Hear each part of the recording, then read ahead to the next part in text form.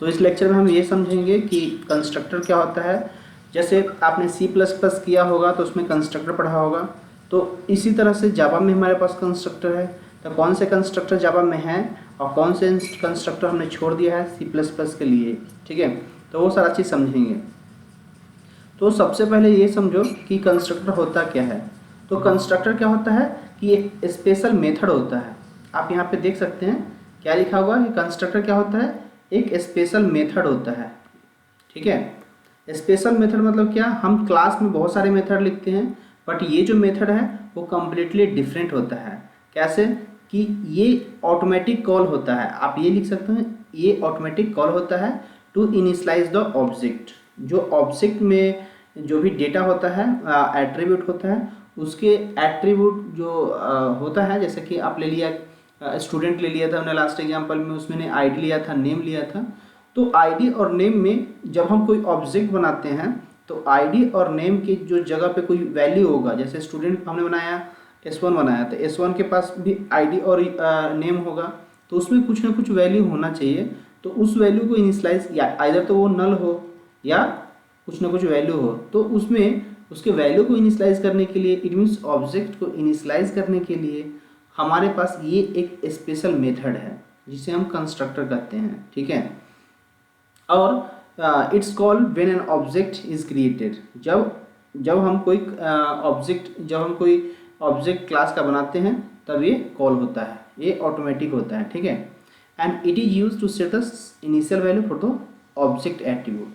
हमने किसके लिए करना है, ये सेट करता है इनिशियल वैल्यूज, क्या करता है, सेट करता है initial values for object attribute. Object attribute मतलब क्या हो गया, जैसे इंटीजर हो गया, इंटीजर टाइप का क्या हो गया, आईडी हो गया, रोल नंबर हो गया, नेम हो गया, ये सब चीज़ें उसके जो ऑब्जेक्ट का एट्रीब्यूट होता है क्लास का उसका होता है, ठीक है।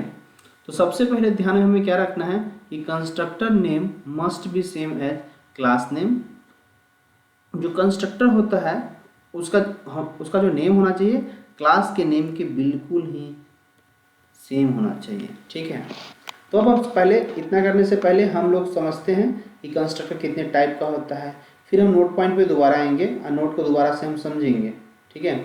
तो देखो कंस्ट्रक्टर जो हमारे पास होता है वो दो तरह का होता है, एक होता है डिफ़ॉल्ट और दूसरा होता है पैरामीटराइज। डिफ़ॉल्ट का मतलब क्या हो गया, जैसे अगर किसको भी क्लास आपने बनाया, क्लास का नाम क्या है, माई क्लास हमारा है, मान लो यहाँ पे हमारा क्लास का नाम है माई क्लास, और माई क्लास में हमने क्या दे रखा है, एक इंटीजर बना रखे हैं, ये हमारा एट्रीब्यूट हो गया, ये क्या है हमारा एट्रीब्यूट है। अब हम क्या करेंगे कि जो ये एट्रीब्यूट है उसे हम इनिशियलाइज करेंगे। कब इनिशियलाइज करेंगे, जब हमारा ऑब्जेक्ट बनेगा। तो देखो यहाँ पे जो हम कॉल कर रहे हैं, ये जो लाइन है जो आपको दिख रहा है, ये लाइन पे क्या हो रहा है, हम एक ऑब्जेक्ट बना रहे हैं माई ऑब्जेक्ट के नाम से, किसका, माई क्लास का। तो यहाँ पे जो आपको दिख रहा है ऑब्जेक्ट बनाने का प्रोसेस, तो यहाँ पे आपको कुछ दिख रहा होगा, राइट, इसे बोलते हैं हम डिफ़ॉल्ट कंस्ट्रक्टर। अब नेम देखो, ये क्लास के नेम से बिल्कुल मैच करता है, और हम जैसे कोई मेथड कॉल करते हैं वैसे ये कॉल हो रहा है, ठीक है। तो ये डिफ़ॉल्ट कंस्ट्रक्टर है, और इसमें अभी जो अगर आप यहाँ पे प्रिंट करके देखेंगे कि यहाँ पे वैल्यू क्या है, तो आपको 5 नहीं दिखेगा। अगर आपने सिर्फ ऐसे प्रिंट किया तो यहाँ पे वैल्यू क्या दिखाएगा, उसमें वैल्यू 0 है। किसमें वैल्यू 0 है, x में वैल्यू 0 है। जो माई ऑब्जेक्ट है उसका जो एट्रीब्यूट है x, उसमें वैल्यू कितना है, 0 है। जो भी हम जब रन करेंगे प्रोग्राम तो उसमें हम देख सकते हैं, ठीक है।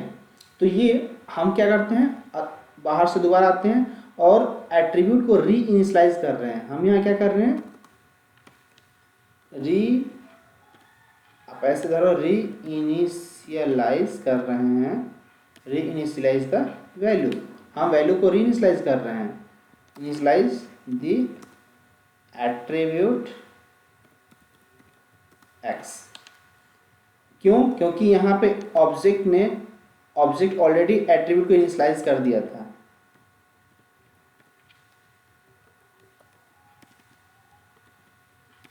ठीक है, इनिशियलाइज यहाँ पे ऑलरेडी हो गया है।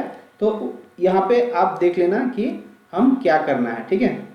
तो ये पॉइंट पे और इस पॉइंट पे क्या हो रहा है, यहाँ पे री इनिशियलाइज हो रहा है वहाँ पे इनिशियलाइज हो रहा है। तो एक सिंपल सा फंक्शन हमने क्लास बनाया है जिसमें देख रहे हैं कि हम डिफ़ॉल्ट कंस्ट्रक्टर से कैसे बनाते हैं। नेक्स्ट हमारे पास क्या आता है, नेक्स्ट हमारे पास आता है पैरामीटराइज कंस्ट्रक्टर, जिसमें आप ये देख सकते हैं कि हमने क्लास के नेम के ही सेम नेम के हमने क्या बनाया है, एक मेथड बनाया है। इसका कोई रिटर्न टाइप नहीं है, सिर्फ हमने एक्सेस मॉडिफायर दे दिया है पब्लिक, ताकि क्लास कहीं भी इसे कॉल कर सके। और इसके पैरामीटर में हमने ये पास किया, इंट y पास किया, और ये क्या हुआ, जो भी वैल्यू हम देंगे वो हमारे एट्रीब्यूट जो इंट x हमने लिखा है उस पर जाके वो उसको सेट कर देगा, इनिशियलाइज कर देगा उसके वैल्यू को।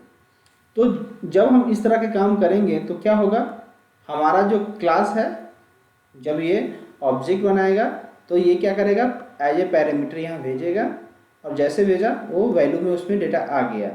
तो यहाँ पे आउटपुट हमें क्या मिलेगा, यहाँ भी हमें 5 मिलेगा।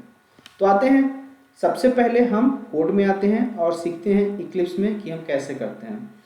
तो लास्ट टाइम हमने ये प्रोजेक्ट बनाया था ओप्स का, तो इसमें हम एक और क्या करते हैं, क्लास बनाते हैं, राइट क्लिक करते हैं और इसे रन करते हैं। कैसे करेंगे, इसमें आया, फिर हम क्या करें, न्यू में आए, न्यू में आने के बाद क्या किए, हमने क्लास बनाया। क्लास का नेम क्या लेते हैं, आप कुछ भी ले सकते हो।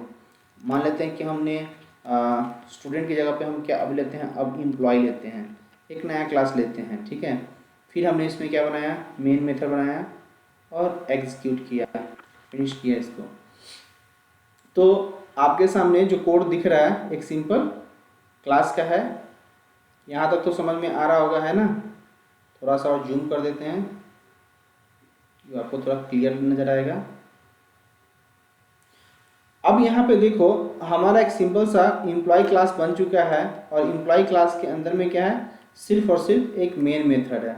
अभी के लिए हम मेन मेथड को यहाँ से हटा लेते हैं। अब देखो ये बहुत ही सिंपल क्लास बन चुका है जो आपके सामने है। हमें यहाँ पे क्या करना है, हमें सबसे पहले सीखना है कि डिफ़ॉल्ट कंस्ट्रक्टर क्या होता है, ठीक है।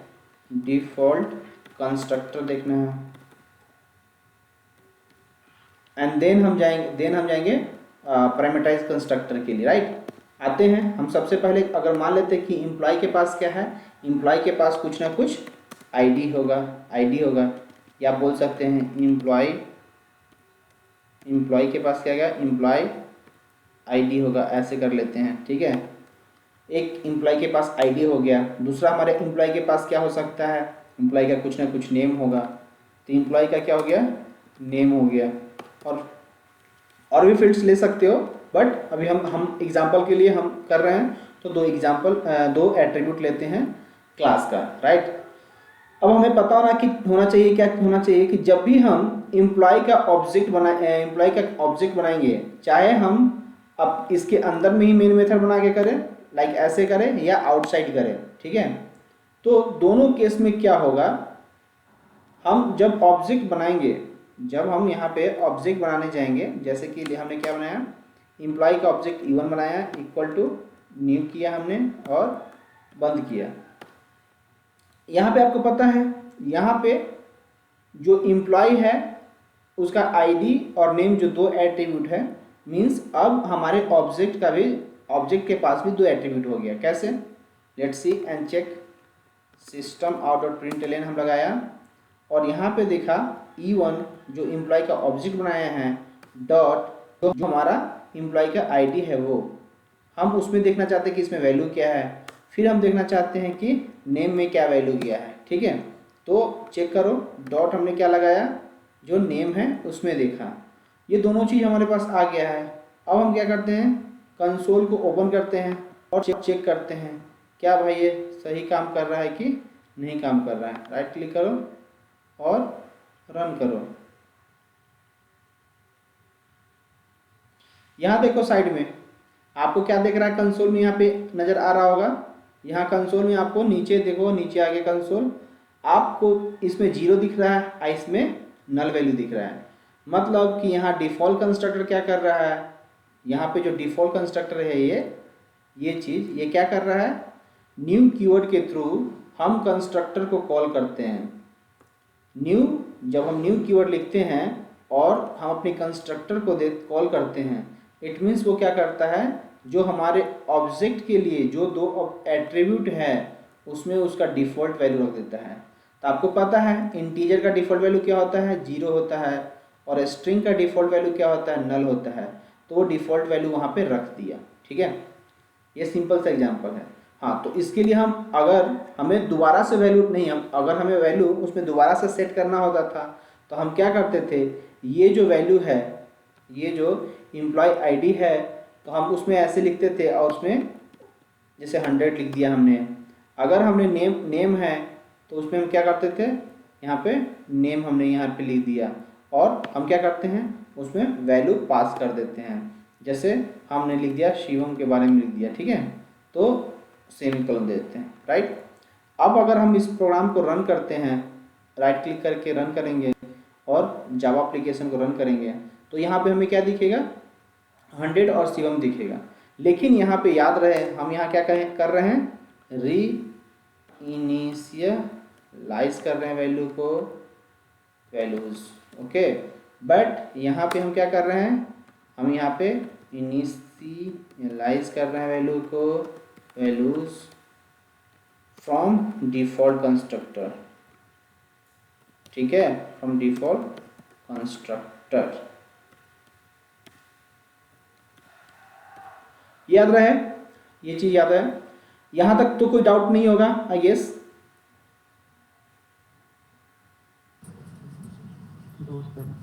ओके, ठीक है, ठीक है। अब देखो जो ये जो प्रोग्राम है इसको मैं एज इट इज रहने देता हूं। अब मैं एक और क्लास बनाता हूं माई एम्प्लॉय, ताकि हम डिफॉल्ट कंस्ट्रक्टर के साथ साथ हम क्या सीख सकें, पैरामीटराइज्ड कंस्ट्रक्टर भी सीख सकें, ठीक है। अब हम यहाँ पे क्या करते हैं, माई एम्प्लॉय करके हम एक दूसरा क्लास लेते हैं, हम इसमें मेन मेथड बनाते हैं और फिनिश करते हैं। वेरी स्क्रैच से है प्रोग्राम, आपको ये भी अच्छे से समझ में आएगा। अब देखो जो एट्रीब्यूट वहाँ पे लिया था हम क्या करते हैं, हम इसी को यहाँ पे ले लेते हैं, कोई प्रॉब्लम नहीं है, सेम लेते हैं, क्लास का नेम सिर्फ अलग है ना, हमने ये ले लिया। अब एक चीज, एक मिनट मैं मेन क्या हटा देता हूँ। देखो अभी आप यहाँ पे क्या कर सकते हो, आप एक यहाँ पे जो कंस्ट्रक्टर है उसको लिख सकते हो। कैसे कर सकते हो, देखो आप क्या करोगे, जो क्लास का नेम है, जो यहाँ पे आपका क्लास नेम है, मेन को रहने देते हैं, नीचे रहने देते हैं, कोई दिक्कत नहीं है इसको। और ये देखो जो हम क्या करते हैं, यहाँ से यहाँ तक आपने कॉपी किया, ध्यान रहे, यहाँ से यहाँ कॉपी किया, यहाँ पेस्ट किया, ऐसे ध्यान रखो। इसमें से क्लास कीवर्ड हटा दो और क्या करो, ब्रेसेस दो और इंटर करो, ठीक है। ऐसे हमने कंस्ट्रक्टर बनाया, राइट। हमने अभी जो कंस्ट्रक्ट बनाया वो क्या है, कोई आर्गुमेंट नहीं है, यहाँ पे कोई आर्गुमेंट नहीं है, बिल्कुल चिल है, इसमें कोई प्रॉब्लम नहीं है। तो यहाँ पे हम क्या कर रहे हैं, जो हमारे पास वैल्यू है, जो भी वैल्यू है, मान लो कि हमारे पास क्या है वैल्यू, ये है, हम यहाँ पे क्या करते हैं, दिस डॉट, इसमें कुछ वैल्यू डाल लेते हैं, ऐसे समझो। मान लिया कि इसमें 100 दे दिया है ना, नेम है तो हम ऑब्वियसली हम दिस कीवर्ड यूज़ करते हैं इस क्लास के यूज़ करने के लिए। अब विदाउट दिस के भी लिख सकते हो, कोई प्रॉब्लम नहीं है, बट हमें ऐसे ही लिखना चाहिए। शिवम दिया था, शिवम मैंने दिया, ठीक है। और बाकी चीज़ एज इट इज वैसे ही रहेगा जैसे हमने पीछे किया था। तो हमारा क्लास का नाम क्या है, यहाँ देखो, ये है विदाउट आर्गुमेंट वाला ऑब्जेक्ट बना रहे हैं, इक्वल टू न्यू, ये दिया। अब हम क्या करेंगे, जो हमने इधर प्रिंट लगाया था एज इट इज हम क्या करेंगे, इसको हम कॉपी कर लेते हैं।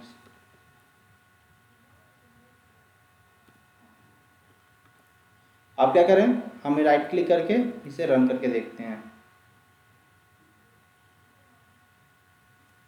देखो आपके पास वैल्यू आ रहा है, ठीक है। तो देखो यहाँ पे जो पैरामीटराइज्ड कंस्ट्रक्टर है इसमें कोई पैरामीटर नहीं भेज रहे हैं, ठीक है। तो हमारे पास जो कंस्ट्रक्टर है, डिफ़ॉल्ट कंस्ट्रक्टर है, ये ऐसे ही काम करता है, बट वहाँ पे क्या होता है, वो वैल्यू 0 रखता है, वो वहाँ पे 0 वैल्यू रखता है, और यहाँ पे वो नल रखता है। कैसे रखता है, ऐसे रखता है, ऐसे रखता है, ठीक है। या आप ऐसे कर सकते हो कि वो ऐसे कर देता है नल, ठीक है। आप राइट क्लिक करो, रन करो, चेक करो। अब देखो पिछला एग्जांपल देखो और ये एग्जांपल देखो, एज इट इज वो आपको सेम नजर आ रहा है, ठीक है। आपका सिर्फ क्या हमने किया है, अलग से मैंने ये बनाया है, लेकिन ये जो एग्जांपल था इसमें मैंने ये नहीं बनाया था, ठीक है। हम क्या कर रहे थे, यहाँ वैल्यू इनिशियलाइज कर रहे थे अपने तरफ से। अगर हम इसे कमेंट कर दे तो ये नहीं दिखेगा। कैसे नहीं दिखेगा, अब राइट क्लिक करो और रन करके देखो, आपको दोनों वैल्यू सेम ही नज़र आएगा, ठीक है। तो देखो डिफ़ॉल्ट कंस्ट्रक्टर जो है वो भी एक ऐसे ही काम करता है, ठीक है। अभी यहाँ जो ये डिफ़ॉल्ट कंस्ट्रक्टर यहाँ पे है वो एज इट इज ऐसे ही काम करता है, लेकिन वो बनता ऑटोमेटिक बना क्या, अगर आप कुछ नहीं दे रहे हो, अगर आप कोई पैरामीटर नहीं पास कर रहे हो, तो इसका मतलब कि ऐसे ही लिखा हुआ है हमारे कोड के अंदर में। वो कि हमारा जो क्या कहते हैं GIT कंपाइलर है वो ये समझता है कि आपने ऐसे बनाया है। अभी तक क्लियर है, बिल्कुल क्लियर होना चाहिए। इसे अब हम अंडू कर देते हैं, इसे में ज़रूरत नहीं है। तो हमारा जो करेंट प्रोग्राम है इसमें ऐसे हो रहा है। अब देखो यहाँ पे थोड़ा सा अगर आप स्मार्ट बनोगे तो आप क्या करोगे, पैरामीटराइज कंस्ट्रक्टर बिल्कुल समझ लोगे। हम करते हैं जो आईडी है वो इधर आए, एक स्ट्रिंग टाइप का जो माय नेम है वो ऐसे जाए, ठीक है।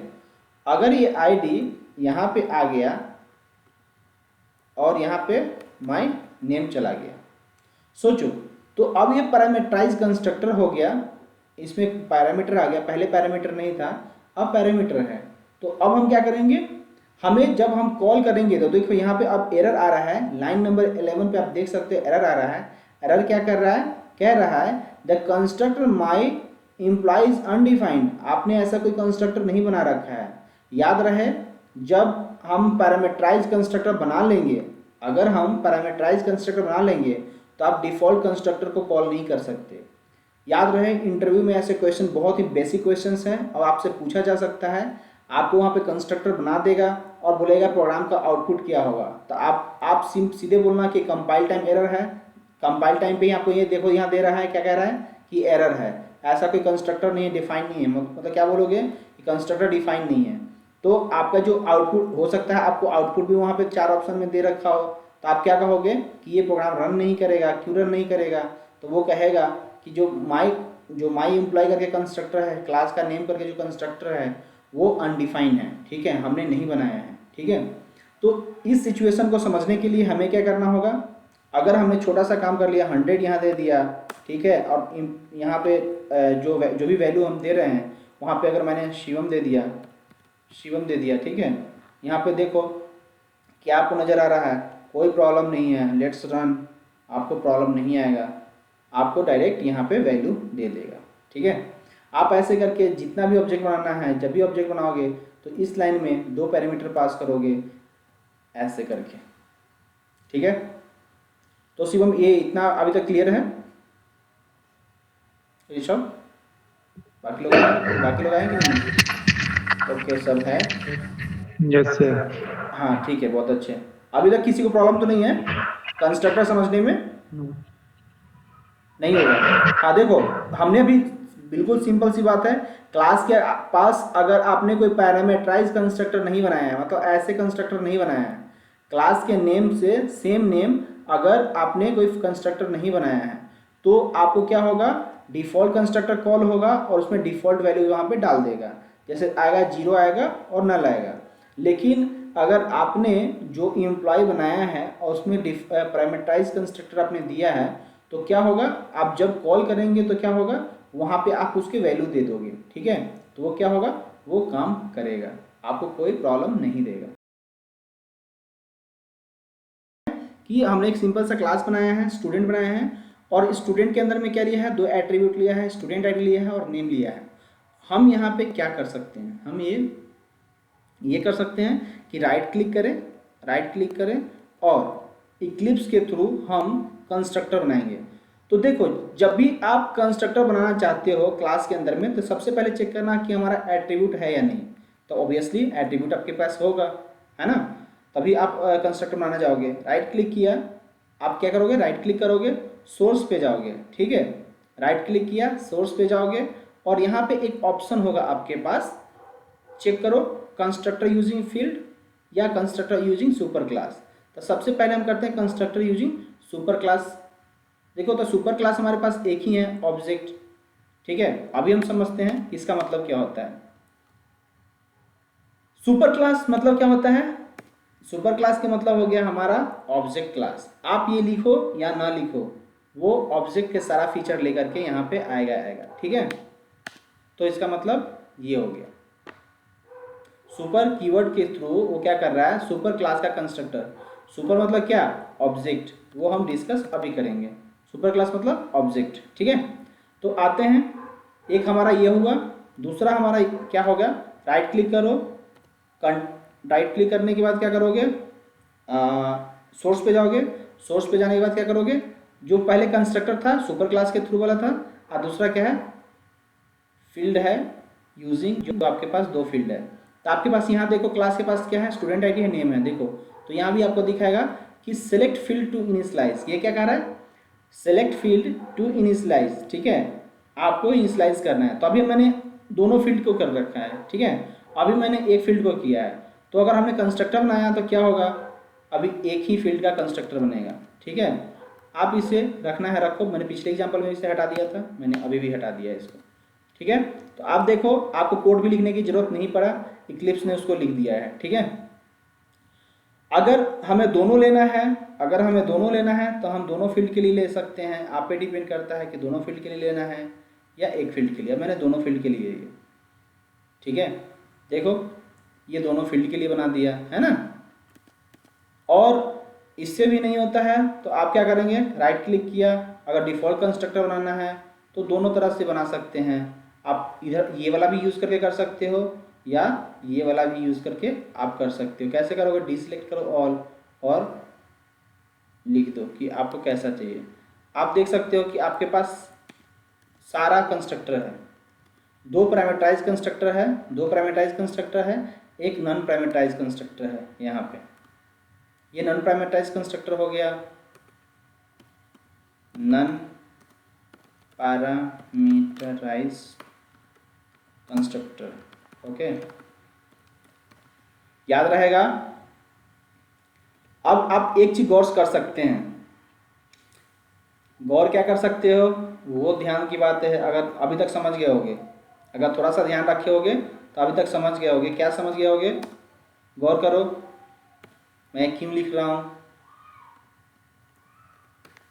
देखो अब हमारे पास ऐसे समझो, हमारे पास कितने फील्ड हैं, यहाँ पे हमारे पास दो फील्ड है, दो एट्रीब्यूट है स्टूडेंट का, एक है स्टूडेंट आईडी और दूसरा क्या है, नेम।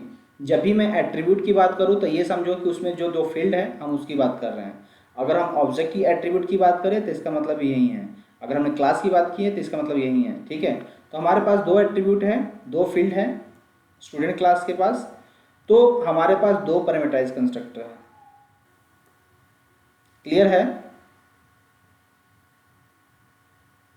जो मैक्सिमम पॉसिबिलिटी होगा, जो मैक्सिमम पॉसिबिलिटी होगा वो दो ही हो सकता है, दो से ज़्यादा पैरामीटराइज कंस्ट्रक्टर नहीं होगा। तो इंटरव्यूअर आपके पास क्या लिख देगा, ऐसे कोड लिख देगा, क्लास लिख देगा और ऐसे आईडी वगैरह दे देगा, ठीक है। और फिर आपसे पूछेगा कि आप बताओ कि कितने तरह का कंस्ट्रक्टर है यहाँ पे, ठीक है। तो आप क्या बताओगे कि सर जी हमारे पास दो कंस्ट्रक्टर होगा। क्यों कंस्ट्रक्टर दो होगा, क्योंकि हमारे पास दो फील्ड है। एक तो होगा कि सिंगल वाला ले लोगे, या तो आप ये वाला लोगे, या तो आप ये वाला लोगे, या आप क्या कर सकते हो, ऐसे वाला बनाओगे। तो आप अगर पॉसिबिलिटी के बेस पे करते हो कि नहीं मैक्सिमम पॉसिबिलिटी क्या है, तो आप ये कर सकते हो, क्या कर सकते हो, कॉपी करोगे इसका नाम। आप जैसे आईडी भेज रहे होते वैसे राइट क्लिक करके बना सकते हो, कोई प्रॉब्लम नहीं है, राइट क्लिक करके बना सकते हो। मैक्सिमम पॉसिबिलिटी क्या हो सकता है हम उसकी बात कर रहे हैं। अब हम क्या कर रहे हैं, नेम पास कर रहे हैं, तो नेम वाला चीज़ कॉपी करके यहाँ पे नेम डाल दिया, ऐसे समझो ये। तो अभी इस केस में हमारे पास कितना मैक्सिमम पॉसिबिलिटी क्या हो गया हमारा 2 और ये 3, ठीक है। तो ऑल मैक्सिमम पॉसिबिलिटी क्या है वो दिखाना। एक होगा क्या, एक होगा नेम के बेस पे हम बना सकते हैं ऑब्जेक्ट, एक हो सकता है स्टूडेंट आईडी के बेस पे बना सकते हैं ऑब्जेक्ट, इनिशियलाइज कर सकते हैं, या दोनों के बेस पे कर सकते हैं। तो आपको मैक्सिमम पॉसिबिलिटी यहाँ पे क्या है, 2 के लिए 3 है, ऐसे 3 के लिए कितना होगा, 4 होगा, 4 के लिए कितना होगा, 5 होगा। तो जितने भी आपके पास यहाँ क्या है एट्रीब्यूट हो गया, उससे एक ज़्यादा बताना कि हमारे पास पैरामीटराइज्ड कंस्ट्रक्टर हो सकता है। अभी तक समझ